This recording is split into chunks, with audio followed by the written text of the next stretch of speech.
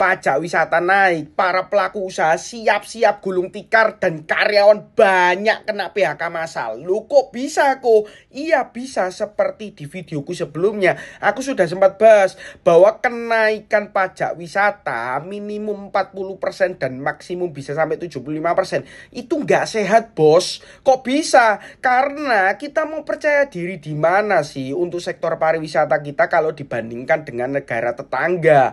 Singapura aja pajaknya 15% untuk wisatawan. Kalau Thailand malah turun jadi 5% baru-baru ini. Nah, sekarang kalau turis mancanegaranya tidak berani atau tidak mau ke Indo karena terlalu mahal, dan bahkan turis lokalnya sendiri pilih kabur ke luar negeri. Sekarang para pelaku untuk pariwisata atau bisnismennya gimana? Kalau omsetnya terjun payung, maka karyawannya juga kena imbas. Ujung-ujungnya apa? Ya ekonominya hancur lebur, bro.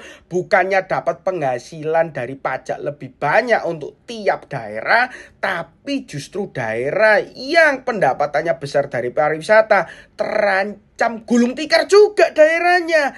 Lah, sekarang mau gimana? Mungkin tujuan pemerintah pusat itu pingin bikin pemerintah daerah itu lebih mandiri. Kenapa? Karena APBN biasanya ada porsi khusus untuk diberikan ke daerah. Nah, sekarang pinginnya daerahnya cari cuan sendiri mungkin. Untuk apa? Ya, mungkin APBN-nya mau dibuat bangun IKN gitu. Atau apa? Gak paham gue. Pajak penghasilan udah cukup tinggi, sekarang pajak hiburan tingginya luar biasa. Loh kok bisa kok? Nah ini dia teman-teman ya. Kalian lihat nggak sih berita baru-baru ini yang mengatakan bahwa pemerintah itu akan menetapkan pajak hiburan sampai dengan 40%. Bahkan di peraturan terbarunya dikatakan maksimum bisa 75%. Nah sekarang logiknya teman-teman ya, kalau pajaknya tinggi berarti kita itu seperti jual mahal. Kalau kita jual mahal tapi kualitasnya tidak sesuai atau infrastruktur hiburannya itu tidak sesuai, tidak kelas 1 lah ya, itu kita mau dipilih gimana? Sedangkan negara Thailand itu menurunkan pajak hiburannya sampai dengan 5% jadinya. Kalau kita 40%, negara tetangga yang juga destinasi wisata itu hanya 5%. Sedangkan mungkin nilai tiketnya kalau kita mau destinasi ke dalam negeri dan luar negeri lebih murah luar negeri. Ya kalian itu bisa jawab sendiri lah, kira-kira pariwisata Indonesia itu bakal seperti apa. Nah pajak penghasilan itu loh udah ditinggi-tinggikan, sekarang pajak hiburan juga. Apa niatnya kita tidak punya uang kemudian gak bisa liburan? Gimana menurut kalian? Benernya aman nggak sih pakai konsultan pajak untuk handling perpajakan kita kalau misalnya kita itu ada yang tidak tahu atau tidak bisa urus sendiri?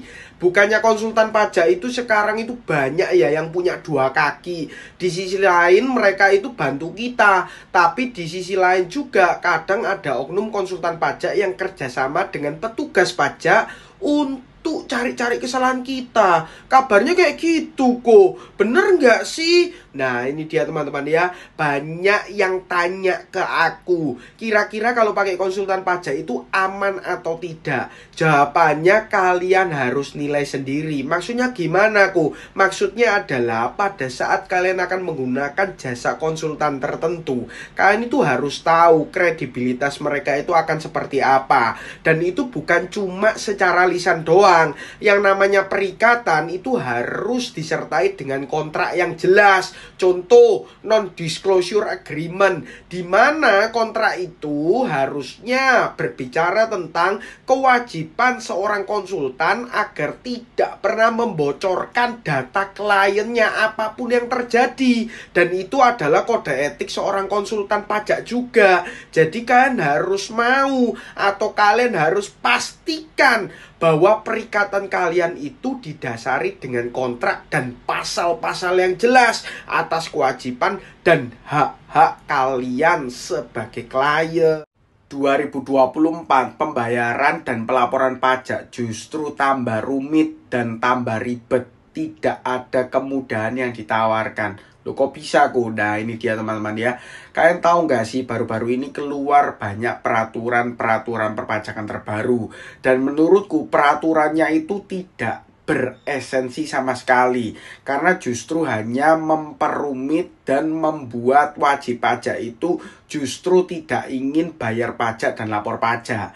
Contoh nih, PPh 21 terbaru, peraturannya sekarang hitungnya dengan TER atau tarif efektif rata-rata. Di mana kita itu harus melihat pedoman kalau gaji sekian dikali tarif berapa persen.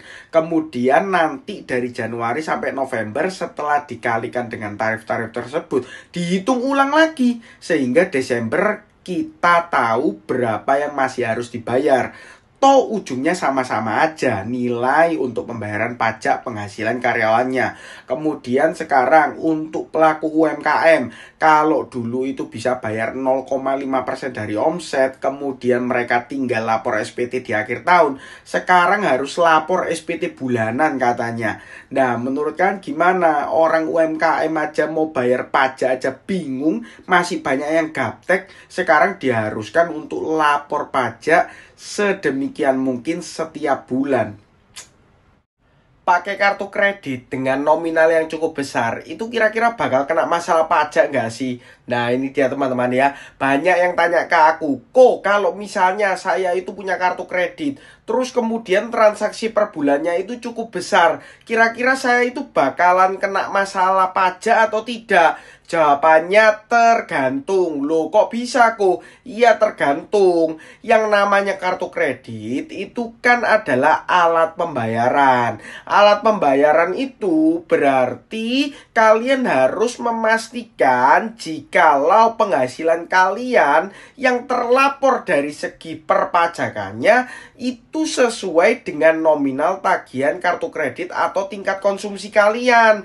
Kalau misal nih kalian nggak pernah lapor pajak, kemudian kalian itu terdeteksi melakukan transaksi di kartu kredit dengan nominal yang cukup tinggi, maka orang pajak pasti tanya dong, ini bayar tagihannya pakai duitnya siapa?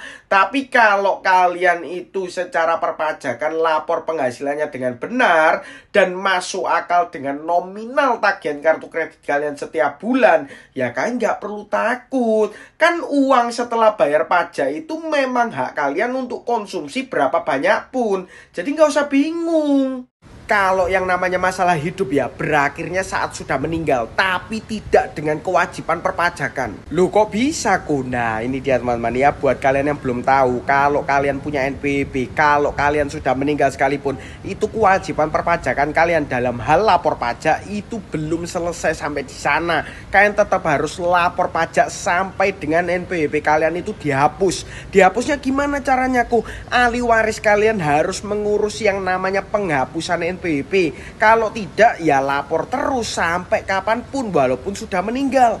Jadi nanti ahli waris kalian itu harus daftarkan yang namanya penghapusan NPWP dan memberitahu aset kalian yang mana saja yang akan dijadikan atau diperoleh oleh mereka untuk dilaporkan di SPT-nya ahli waris. Kalau tidak maka kalian tetap harus bayar pajak dan ahli warisnya lah yang memenuhi kewajiban perpajakan lapor pajak tersebut. Aduhku kan udah meninggal, udah biarin aja. Hati-hati, laporan kalian itu kalau sampai telat dendanya menanti, surat cintanya bisa turun ke ahli waris.